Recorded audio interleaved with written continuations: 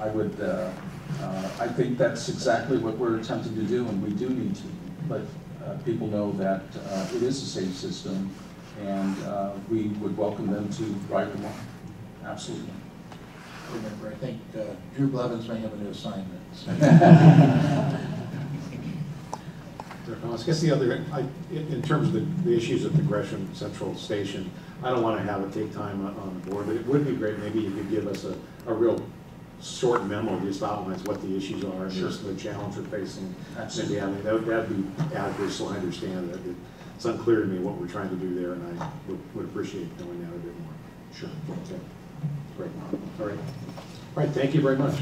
General Manager, you have some more for us? I don't, unless there are questions the board may have. Seeing none, I think we'll move right on to the Finance and Audit Committee report. And since our chair was not at the last meeting, I'm going to ask Director Prosser to give the report this morning. Okay. The Finance Committee last met on October 10th, and then there was on October 18th, the Financial Strategies Strategic Plan Subcommittee, which is Tiffany and myself, had a meeting, kind of follow-on meeting. So this kind of encompasses a little bit of both of those discussions.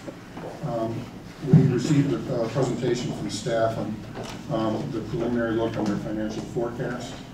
There's still some work that needs to be done on that, and they're going to be continuing with that.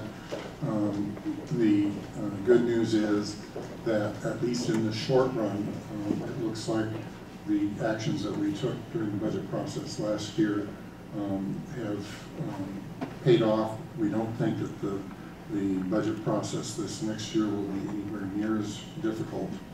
But in the long term, we still have, excuse me, we still have those major financial issues facing us.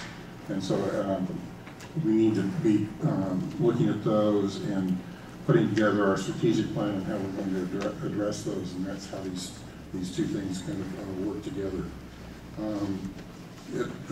From early information, the fare increase went into effect on September 1st.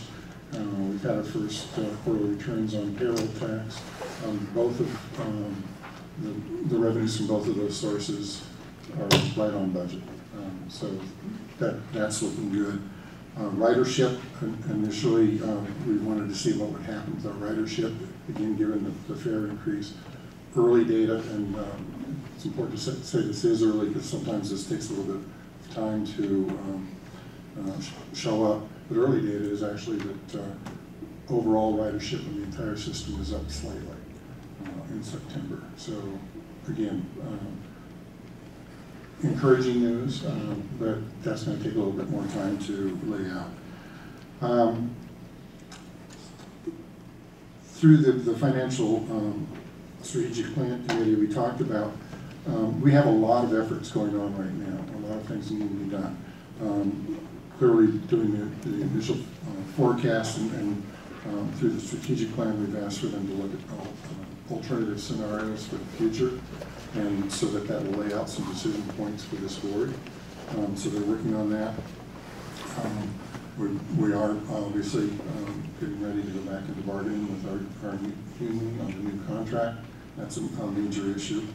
And then the budget process.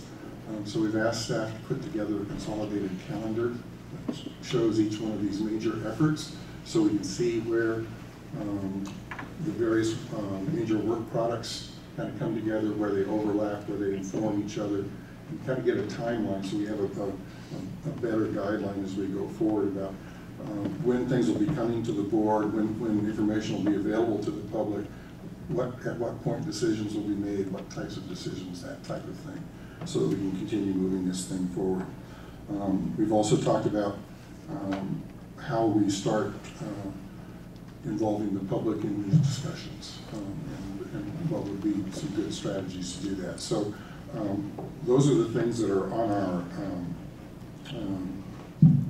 work plan right now, or at least on our radar screen that we're moving forward. We expect to hear more about this in our meetings next month because it's coming up here pretty quickly. So, are there any questions?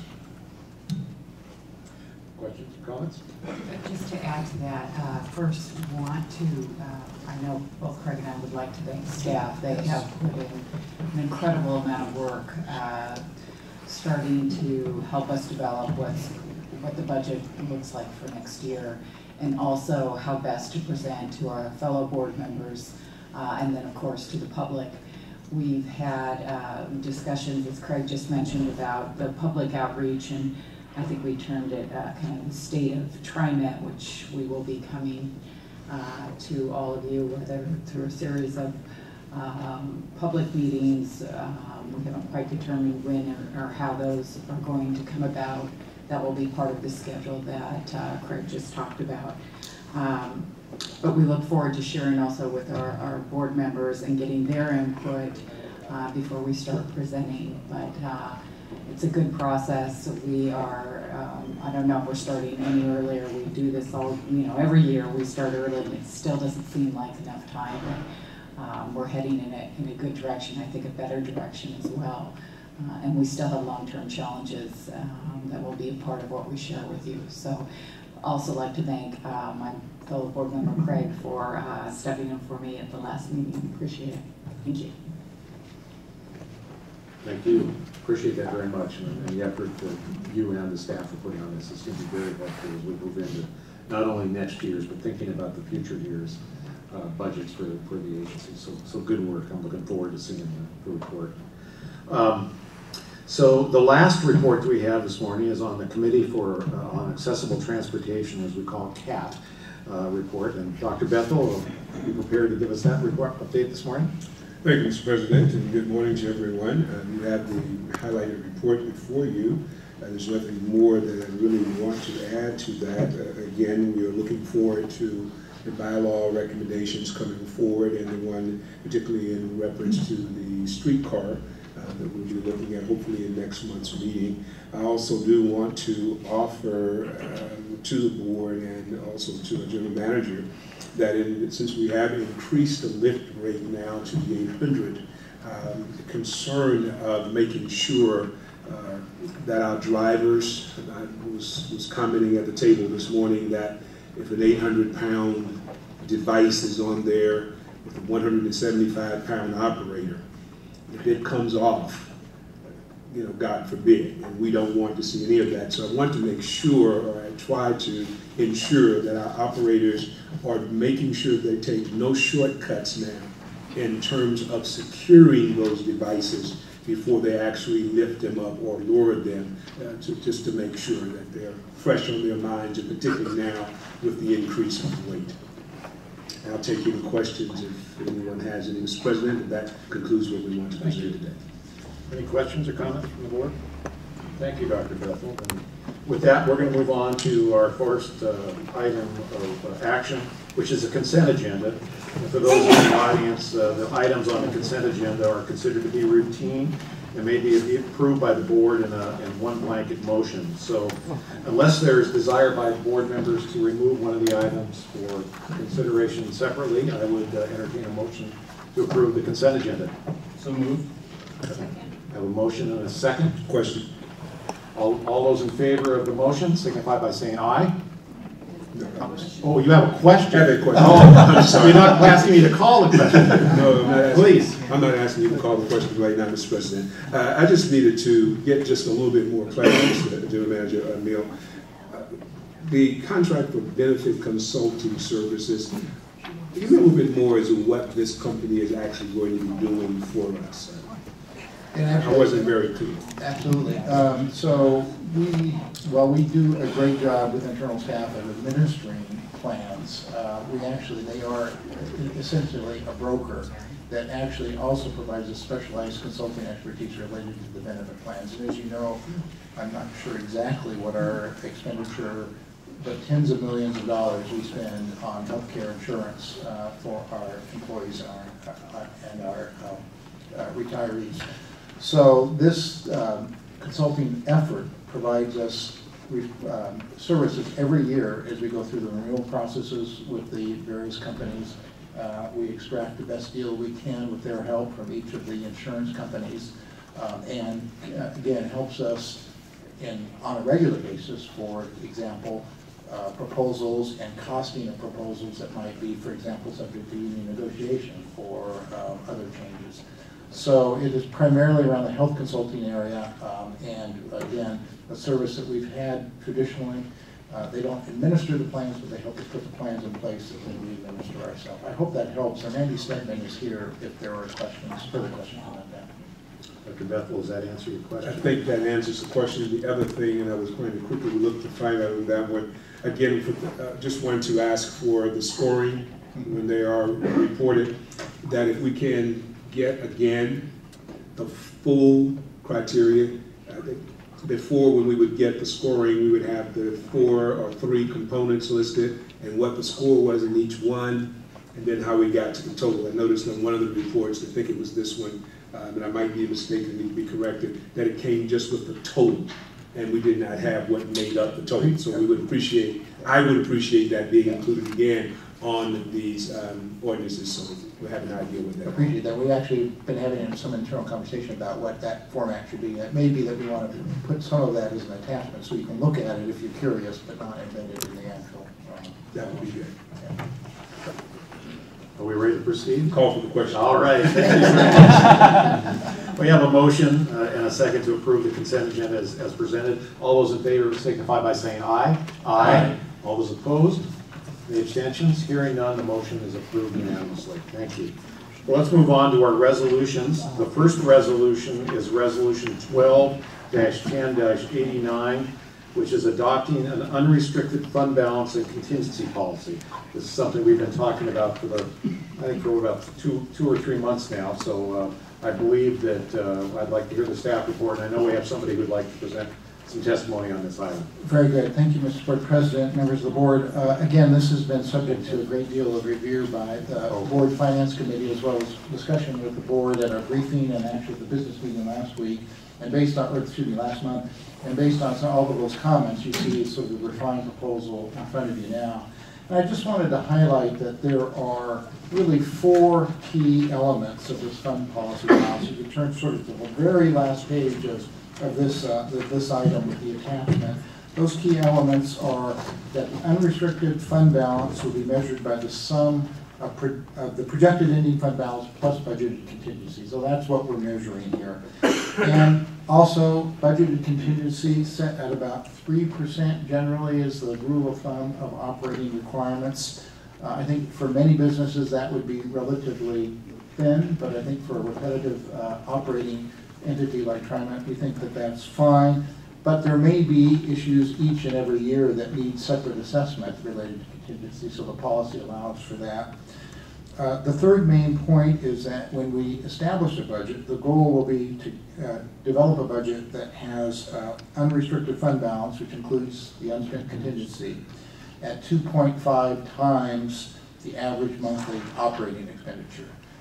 And again, the prime reason for that is that TriMet's revenue streams, our income, is very variable throughout the year, and we have very big peaks of, for example, federal fund receipts in certain months, and we draw down on that then during the rest of the year.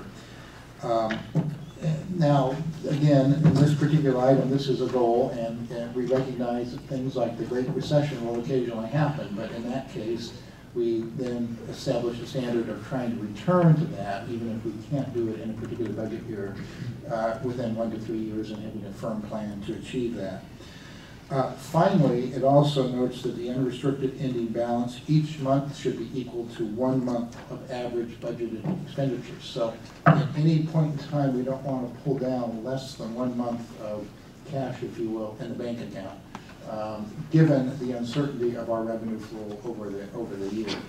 So those are really the 4 key parts pieces of this, and what it really allows us to do, should you adopt this, is then use this as we begin to develop our budget over the years ahead and our financial plans for the years ahead, and make sure that we achieve these objectives as we develop those both forecasts and budgets.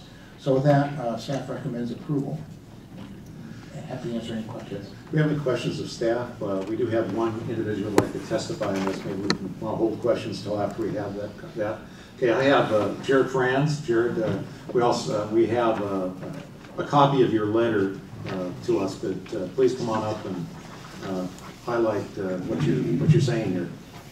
I appreciate you being here too. Thank you. President Warner, members of the board, my name is Jared Franz. I'm transit dependent, policy associate at Opal and Bus Riders Unite. We've met before. I'm here today to express our support for the contingency and unrestricted fund balance, the resolution that you have in front of you. We appreciate that this policy is part of the board's effort to improve the transparency of TriMet's budget process and decision making.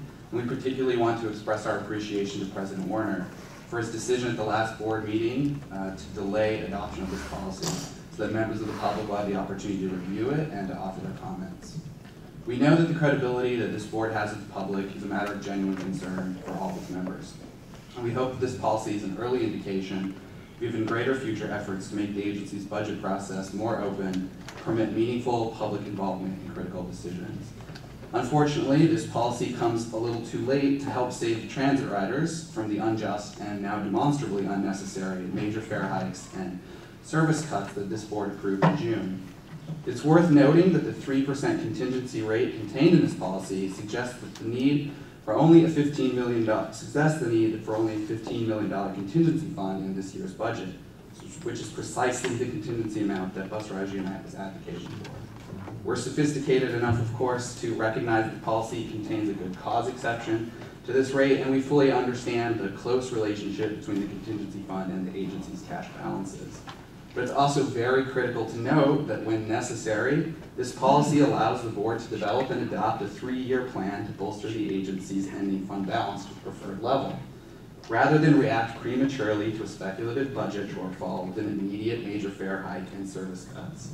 The alleged shortfall that motivated the board's historic June action was based primarily on 3 concerns that Bus Riders Unite repeatedly insisted was unsupported, and time has proven us correct on all 3 counts. Whatever future labor issues remain, TriMet won the interest arbitration with the ATU that was at the heart of the budget crisis. Whatever spin the agency may now attempt to put on the timely distribution of federal funds, the simple fact is that they now expect no reduction in this funding. And whatever measure of cautious optimism that TriMet staff may now have to offer the board, the unreasonably low payroll tax projections used in the FY13 budget have already resulted in TriMet collecting at least $3.6 million more in taxes than it predicted. This, of course, follows a year in which TriMet collected $15.8 million more in payroll taxes than it predicted, despite using a significantly higher expected rate of growth than the one used this year. This is truly a budget crisis that wasn't, and it's a real shame that this board felt compelled to react with haste rather than the prudence that this new policy describes. The question, of course, now becomes how will this board respond to the false crisis that has shaken the public's faith in the board's due diligence? As I've already said, this policy is a good first step, but more is required, and we look forward to helping. Thanks. Thank you, Jared. Is there any comments or questions for Jared or for staff here? Okay. Thank you again very much. So with that, I guess I'm looking, is there a motion to approve Resolution 12-10-89, adopting an unrestricted fund balance and contingency policy? So moved. Have a motion, I think second. I think we've got a motion and a second for this. I think this one may be worthy of some further discussion before we actually vote on it. And so maybe I'll start with you on your end down there, Director Prosser. All right. This is, I think, an important policy. It's an important step for this agency. And again, as the testimony indicated, I think it's good for this agency to lay out kind of the rules of the road that we operate by. I do have to say I don't agree with all of the conclusions that the last speaker had about the actions that we had to take last year, and as I indicated in reporting the Finance Committee, it looks like we're right on what we projected at this point in time. So it bears constant diligence. Having basic policies in place It's an important communication tool with the public, but it's also an important direction to staff. How they need to approach the management of our financial affairs.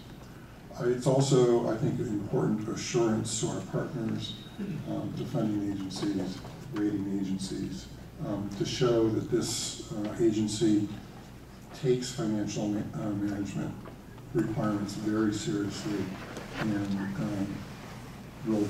can be counted on to manage those affairs in a way that we can meet all of our financial commitments and provide excellent service.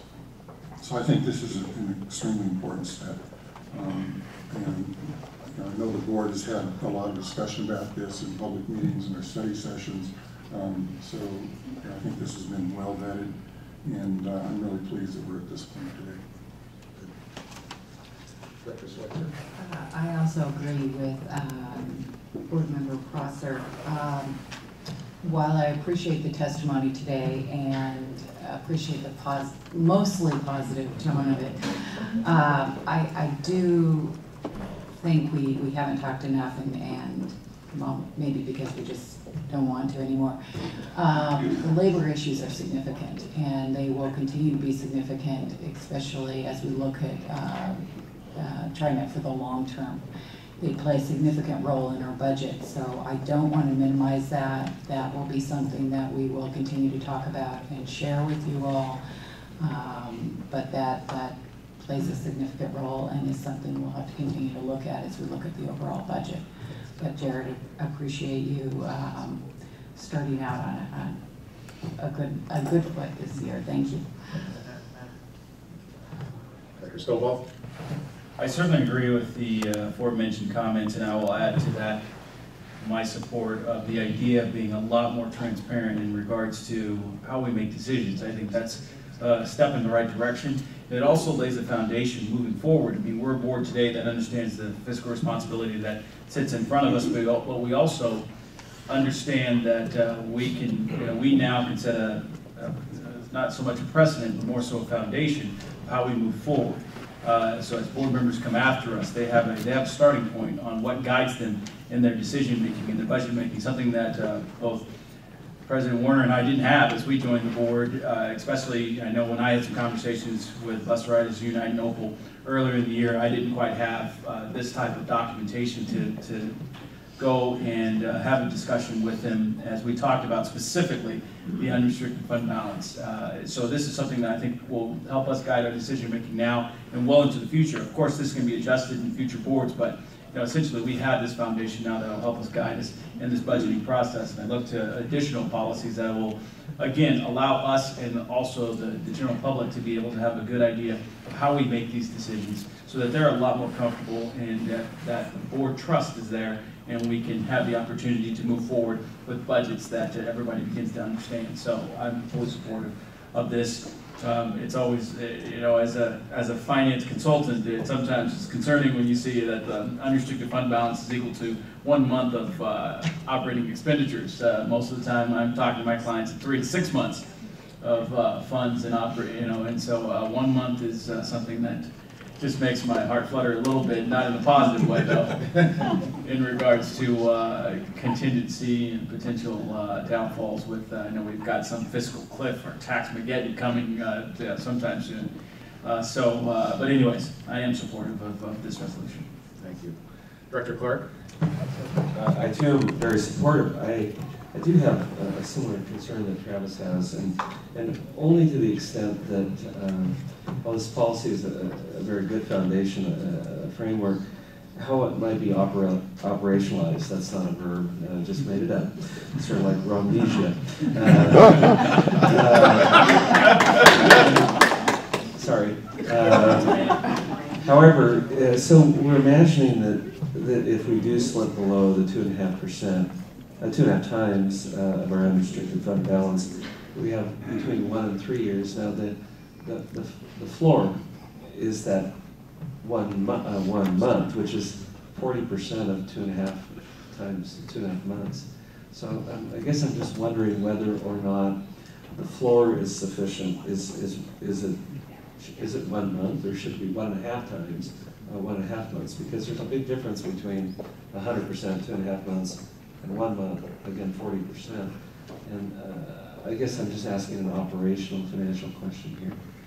And maybe just to clarify, so that 1 month is only for a 1 month period of time. So recall the 2.5 relates to the whole budget, the 12-month budget for the fiscal year.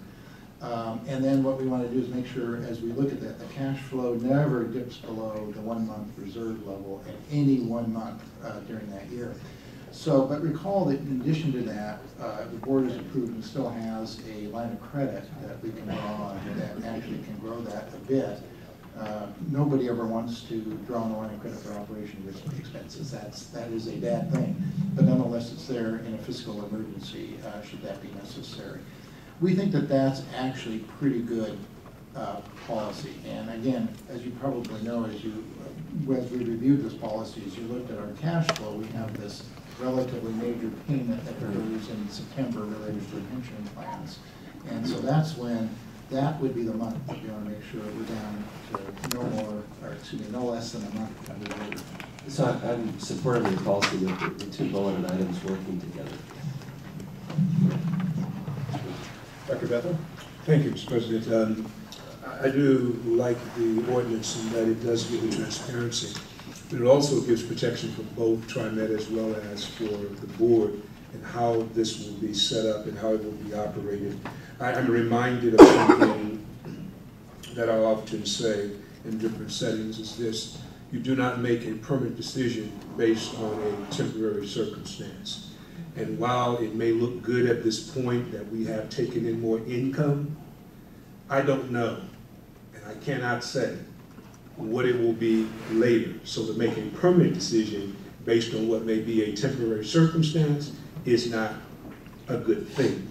And so with that in mind, I like the 2.5 times and not getting no lower than 1 month, because if we do not have the money to operate, in any given 1 month,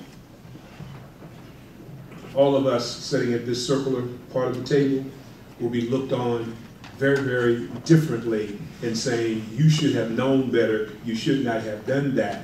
And then that's when I want all of the public who are saying, you need to be short and don't have as much, to step forward and say, we are in support of it, and we have the dollars now to back you up. And while what we have done, perhaps back during the budget time, may not seem to be the right thing in the eyes of many people, but from where I'm sitting and what I had to look at and take into consideration for the overall, I believe we did the right thing, and this is still the right thing to do as we continue to go through learning what is best and putting forth best practices. So I am in support of this ordinance. Thank you, Dr. Bethel. I really have nothing further to add from my perspective. You folks done a great job covering it all. So are we ready for the questions on this? Okay. So all those in favor of the motion to approve Resolution 12-10-89, adopting an unrestricted fund balance and contingency policy, signify by saying aye. Aye. All those opposed? Hearing none, the motion is approved unanimously. Moving on, Resolution 12-10-90, which is a resolution dealing with the Board of Directors acting in this capacity as the TriMet Contract Review Board, exempting from competitive bidding requirements a contract for the design/build services for the Park Avenue parking garage. Mr. General Manager. And Mr. President, members of the board, you have considered these resolutions before as a member of the Contract Review Board. Just to note that in the past, TriMet has had a great deal of success with the design-build method of procurement. Now, while it is not design, bid, build, which is what we are being exempting from, there is competition in these design-build contests, if you will, related to a combined team of architects and engineers and contractors. So a great deal of competition in that. And I would note that we've had great success in the past building a garage here in Gresham, Gateway, most recently the Clackamas Town Center, using this methodology. These products, the garages do have a certain efficiency for certain contractors of a certain design type and style, and so there's a great deal of efficiency and cost as you bring the designer together with the contractor at the outset of the project. So with that, I would note that the following provisions of State law, there was a public hearing held separately on this issue. One person showed up who was in support of the overall findings that you find attached to this resolution. And so with that, I'd be happy to answer any questions, but certainly do recommend approval. Questions or comments from the board on this agenda item? I see none here. I see no one who's scheduled or requested to testify on this item. So with that, I would entertain a motion then to approve Resolution 12-10-090. Motion to approve. Second. Your motion and a second. Any further discussion? All those in favor of the motion to approve Resolution 12-10-90 signify by saying aye. Aye. Any opposed? No abstentions? The motion is approved unanimously. Thank you very much. Moving on to the next resolution, which is Resolution 12-10-91, which is authorizing a modification to an intergovernmental agreement with the City of Portland for design and construction services for the Portland-Milwaukee Light Rail Project. Yeah, Mr. Board President, members of the board, you have twice visited this contract, once when it was initially awarded at an early stage of the project, and then later as we began to add scope and duties to the City of Portland contract. And so over that period of time, that contract has grown to about $13 million. And remember, a lot of that is actual physical construction work that is done by city crews associated with the sewer system and the water system, BES, stormwater swales, and other elements the city actually will own at the conclusion of the project. That it also includes the permitting services and the actual assistance and inspection that the city staff provide during the construction of the project. And I might just back up a moment to note that we learned, frankly, building the project, which is just out in front of us, that the best way to approach these projects is when people join together, take the label off, and work together to create a great project. And we have that kind of relationship with the City of Portland staff in that regard. And we're very pleased to be in that position. I would tell you that when you talk to my colleagues around the country, it's not the normal operation between cities and transit agencies. Often that's a contentious relationship when it comes to the details of construction. Here we find that we're very well linked with the city. In this particular modification in front of you, there are actually 4 areas of additional scope that we'd like to add, a total to about almost $1.9 million, which would bring the total contract cost to $14.9. Those areas include additional scope related to water mains and sewer improvements that the city will perform, additional scope related to plant and maintaining stormwater swales, which is becoming a feature in our city these days. Increased signals and signal services. Again, city owns the signal system and actually has the expertise related to the traffic signals that are part of the project. And then there are other services, including real property permitting and inspection. And so this trues up where the project is right now with this contract. And so based on that, we do recommend approval. I would note that the budget for this is also part of course, the full funding grant agreement funded by the Portland-Milwaukee project overall, and funds are available in the project budget for these services. Thank you. I'll be answering questions. Do we have questions? Just a question. In regards to the project budget, what amount was included for this portion of the project? I need reinforcement on that question. Rob? Rob Bernard, Project Director. This is this last amendment is a contingency draw, so about 1.9 million is the contingency draw for this particular item. Remember, we had preliminary engineering, we came to the board, final design, and now this is the services during construction. So this is truing up for the work that's now before us. But it is a contingency draw, but there is capacity in that plan to accommodate this work. And was there additional work that's involved in this additional funding? So did the scope increase significantly, which is what brought us to this? Yes, as we went from preliminary engineering into final design and got our issue for construction documents, as the scope became more defined, this is the work to support that construction effort. Okay. All right. Did that answer your question? It did. Okay. Dr. Bethel, do you have a question about that? I see no other questions. I see nobody wishes to speak on this resolution. So unless there's further questions or comments, I would entertain a motion to approve resolution 12-10-91. So moved. I hear a motion, and a second here. And ready for the question. All those in favor of the motion to approve resolution 12-10-91 signify by saying aye. Aye. Those opposed? Hearing none, the motion is approved unanimously. Thank you. Moving on to resolution 12-10-92, which is authorizing a contract with Shields Oblitz Johnson Incorporated for field office engineering services for the Portland-Milwaukee Light Rail project. Mr. Board President, this contract comes to you as a result of an RFP process looking for services to augment our current staff related to the specialized work of office engineering. And for those of you who may not know what that is keeping tabs of every dollar and potential change, the flow of documents between the contractor and the engineers and our own staff, and actually being almost the master ceremonies of a large job. This will be a very big contract, as your later action will, that is proposed for you will demonstrate.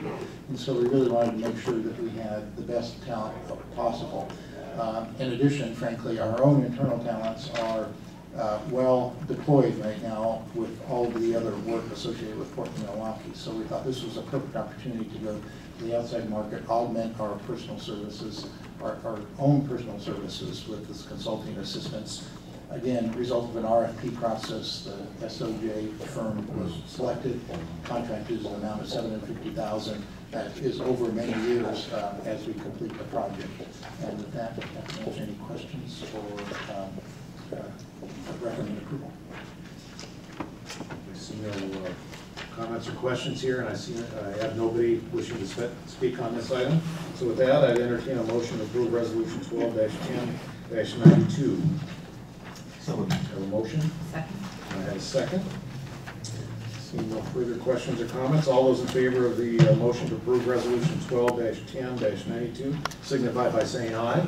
Aye. All those opposed? Seeing none, it's approved unanimously.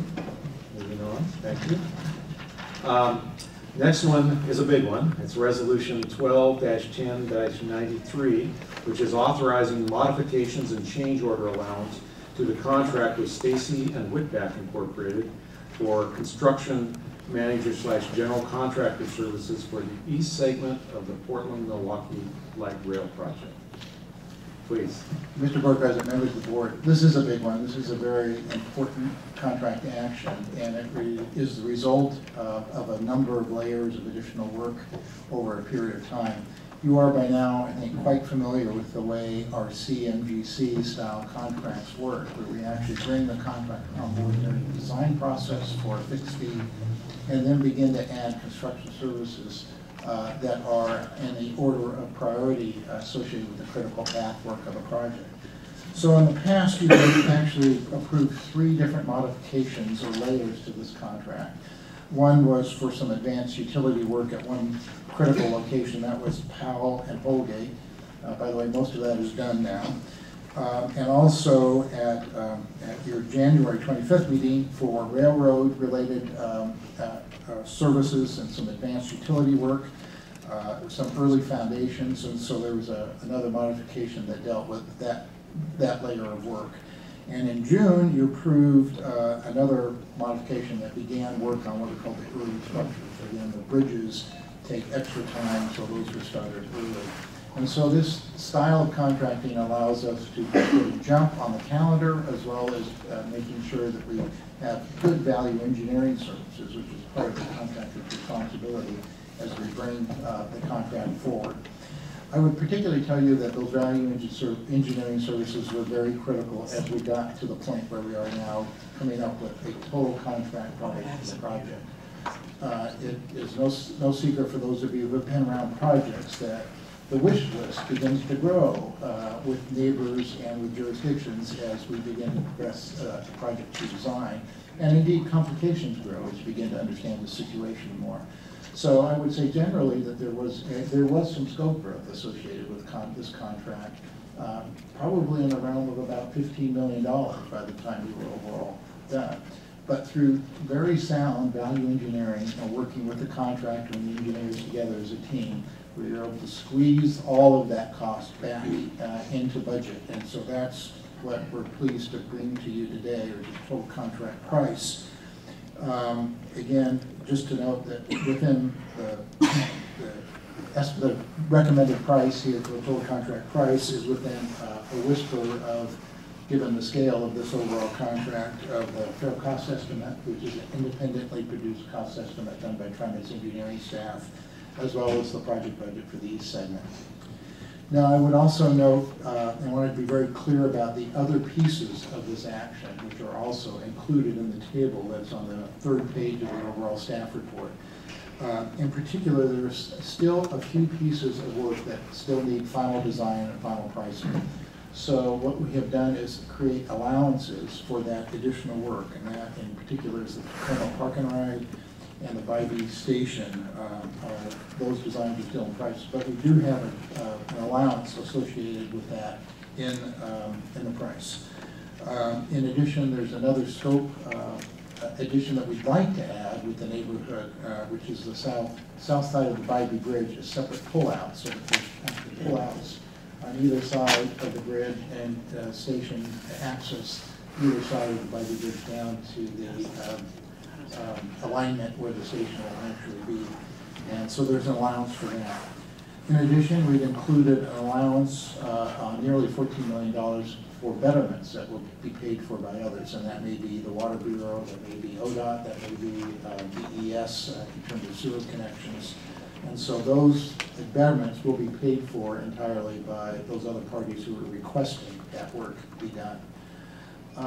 So the other element which is included in the total authorization is a change order allowance, in this case of 4%. Which I think anybody who's familiar with big civil work would say is a pretty low percentage. But again, our experience with the CMGC process is that the contractor is very familiar with the work by the time we get to this contract price, and that our expectations of them is very high related to very few change orders. And so this 4% reflects that expectation moving forward. So the total contract authorization that we're requesting from the board is the bottom line of the table, which is $291,720,000. I think this will be the largest contract TriMet has ever awarded at one time. We've done bigger projects, but all at one time. But again, the work is very interconnected with railroad improvements, very interconnected with our neighborhoods. So we saw no way, as we developed the contract packaging, to really break this up in any logical way. One of the things I did want to elaborate on is the disadvantaged business participation in this contract as well. The commitment of the contract is 22%. We have further details on that if you'd like, how that stacks up right now, and we actually do intend to do a full briefing to the board in November on where we are overall with the disadvantaged business program for the project. But again, a very good performance on the part of this contractor and working with our local small businesses in terms of bringing them into this contract. And to do that all within this budget, we think is an excellent value for TriMet. And so at that, we're happy to answer any questions, but do recommend approval. Okay, some questions, comments from the board? First, just a comment. I agree with you, Neil, that Stacy Whitbeck is an excellent contractor. I've watched them in front of me build the streetcar line and seen their performance with TriMet over the years, and I couldn't think of someone I wouldn't think more highly of for this kind of work. I do have a question about the contingency, though, and I shouldn't say contingency, the change order allowance. And while I agree that it's fairly low, is there some kind of incentive to the contractor to not to use the change order? Oftentimes when it's there, tends to get used versus, you know, if you only use so much of an amount, there's something, it gets split or something like that. I'm not explaining myself very well, but I know you. Yeah, no, I know exactly. Leo, maybe you want to come up and actually describe the contract provisions related to this, because I think there's a good answer to that. Hi, thank you. I'm Leah Robbins, the E-Segment Director. I would note that this contract includes a risk table. So part of the total contract price includes items that either the contractor caps the risk for, say, fuel escalation or material escalation. So those types of items on earlier, or say a low bid contract or other contracts may have resulted in change orders for those specific types of risks. We have negotiated a cap on those risks, and that's included in the risk table associated with the contract, which is about $6.9 million of contractor capped risk. So there's not an escalation. There's about $3.7 million of anticipated or potential escalation that would be capped for this contract and not be part of a change or a future change order. So I think part of the message there is that we have tried to establish a contract where the contract is really boxed in, and change orders really need a very high level of justification. So it's a high bar for because we've addressed all of these potentially anticipated risks elsewhere within the contract mechanism. And so again, this is a big project with a lot of underground work as well as that, so we know that there will be some scope change, but the bar is very high related to that. I hope that provides a little more confidence. And then what we just heard is there's a separate contingency, obviously, that TriMet also holds for this as well. Thank you.